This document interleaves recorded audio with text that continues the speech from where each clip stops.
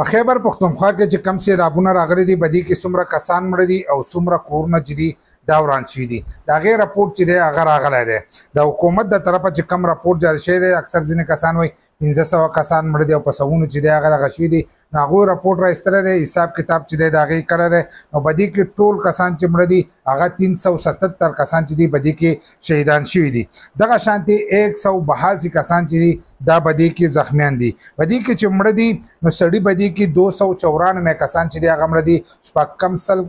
د 300 کسان چې دي هغه بدی کې سړي مړه دي دغه شانتې 50 چې دي هغه بدی کې ښځې مړې دي دغه شانتې 33 چې دي بدی کې ماشومان چې دي دا وفات شوي دي زخمیانو کې چې دی سړو کې نو 145 دي لکه 115 سړي چې دي هغه بدی کې زخمیان دي 20 پکې زنانه دي 27 پکې زنانه دي او 10 پکې ماشومان دي دغه شانتې کورونه چې بدی کې کم وران شوي دي او کم چې دغه شوي دي ډیمیج شوي دي لکه خراب شوي دیوالونه غورځېدلي دي یا ورته کټې مالبې چې دي دا وردننه شوي دي لکه نقصان چې کوم کورونو ته رسېدلی دی نو هغه 1377 کورونه دي 1377 کورونو ته نقصان رسېدلی دی په دې کې چې دی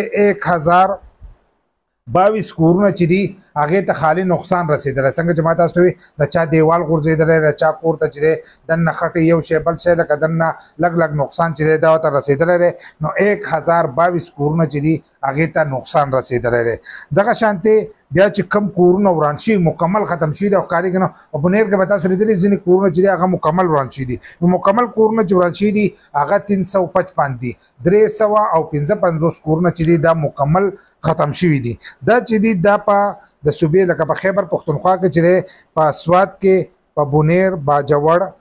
مانسیرا شانګله دیر